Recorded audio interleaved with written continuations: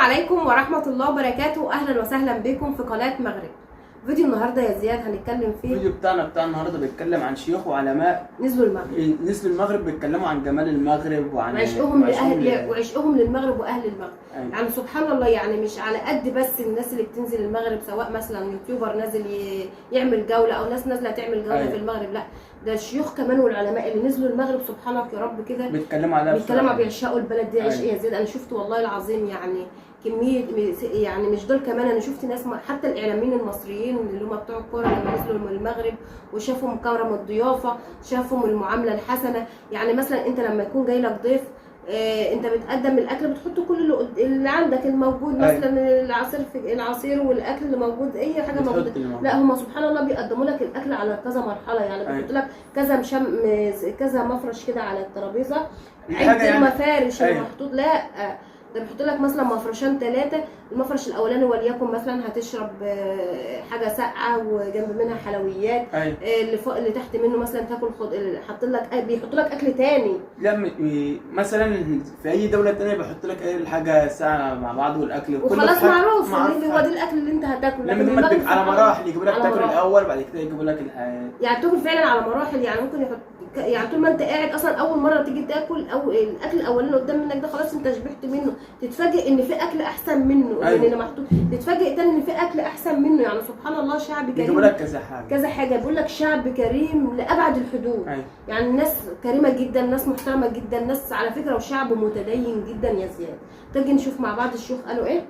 يلا بينا يا جماعه نشاهد الفيديو، بس رجاء من حضراتكم الدعم باللايك والاشتراك في القناه. يلا بينا.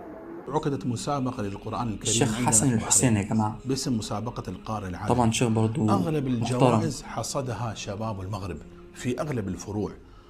بيتكلم يا جماعة على يعني مسابقة للقرآن الكريم، كل اللي خدوا الجوائز مغاربة. متيقن لو رفع القرآن من صدور أهل المشرق فلا تخف، ستجده في قلوب أهل المغرب. والله كلام من الصعب علي بأني في هذه الدقائق اليسيرة أستحضر كل ما سطره التاريخ عن مواقف أهل المغرب، فدورهم في الجهاد والرباط والفتوحات لا ينكره عاقل فعلا. فمن نشر الإسلام في أدغال اللي يعرف يا جماعة تاريخ المغرب هييقن أو هيعرف الشيخ بيقول ايه بالظبط. وبرلين وإسبانيا وباريس، من أسس فيها المراكز الدعوية والمعاهد الإسلامية ستجدهم أهل المغرب بجانب إخوانهم من أهل ليبيا وتونس والجزائر.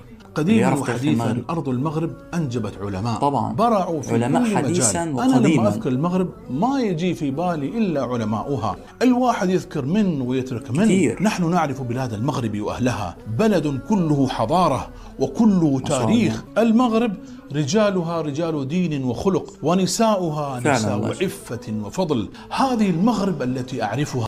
المغرب بلد الشيخ عبد الرحمن مسلم عربي فاضل خير، حتى بقسمي عرب واخواننا الامازيغ كذلك، والامازيغ لهم تاريخ عظيم في نصرة الاسلام المسلمين وحمايته احترام برضه. وفيهم حتى تصوروا معي يتأدبون مع رسول الله صلى الله عليه وسلم أدبا عجيبا.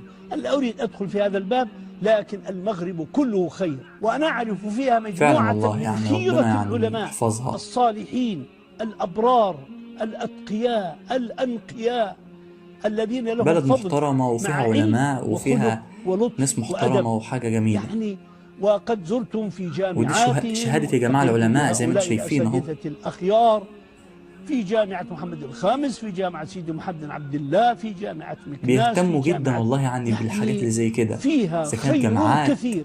وعلى إخوتي وعلى الطيبين في هذا البلد الخير، البلد الطيب الذي حصن من حصون الإسلام، في تطور يوم بعد يوم، وله تاريخه المشرق في خدمة هذا الدين. طبعا جامعة القرويين جامعة خرجت العلماء والفقهاء والمحدثين والأخيار. هنيئا لكم بنقاء مدنكم. يعني أول ما لفت انتباهي وهبطت الطائرة يعني على أرض المغرب الشقيق، سبحان الله، لاحظت نظافة الشوارع.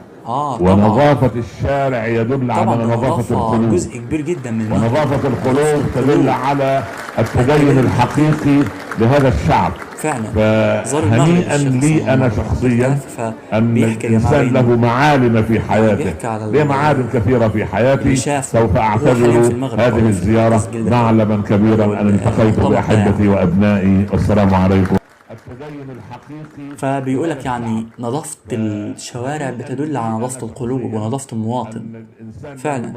الشيخ عائض القرن فما بلد إلا تمناك أما واشتاك هو أبا يعني يا وكاد جماعة يحكيك أنشودة في صوب المغرب، الغيث منسكبا لو كان الضرب المحيى يمطر الذهب، والليث لو لم يصد والشمس لو نطقت والدهر لو لم يخل يا مغرب الأوفياء.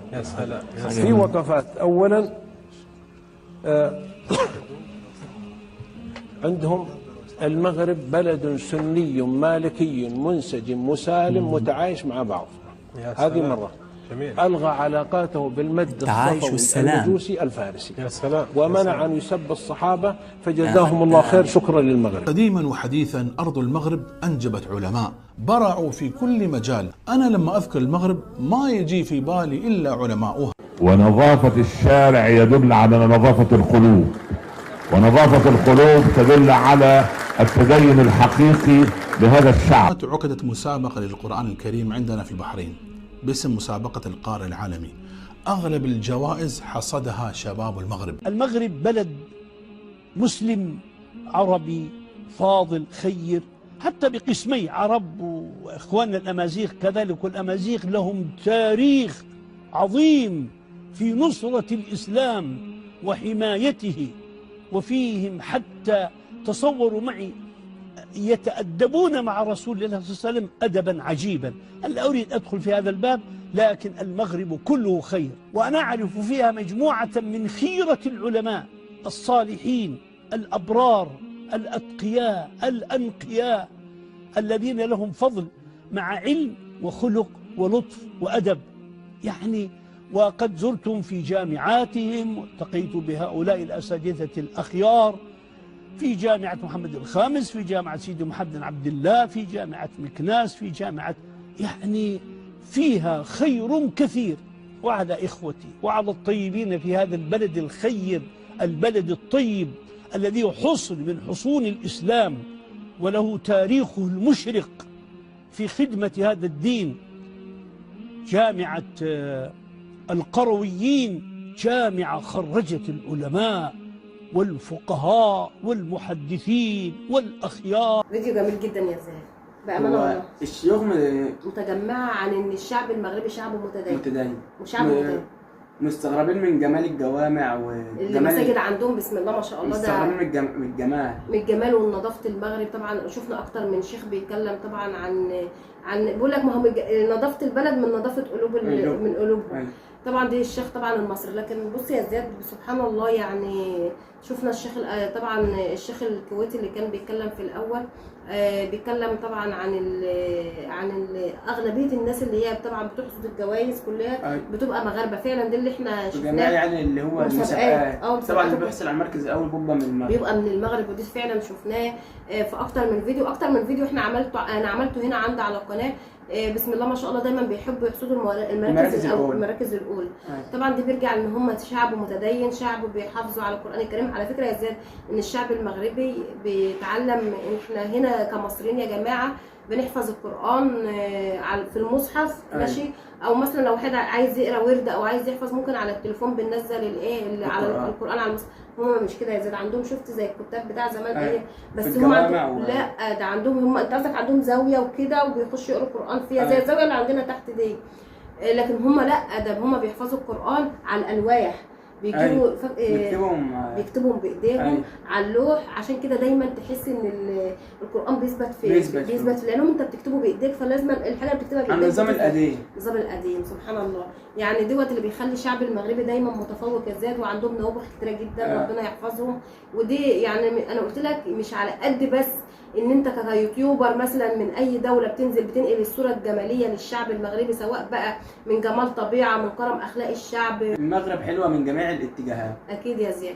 طبعا ربنا يحفظ المغرب واهلها من كل سوء. وبكده يا جماعه يكون وصلنا لنهايه الفيديو، ويا رب لو الفيديو عجبكم تدعموا القناه بلايك واشتراك. والسلام عليكم ورحمه الله وبركاته.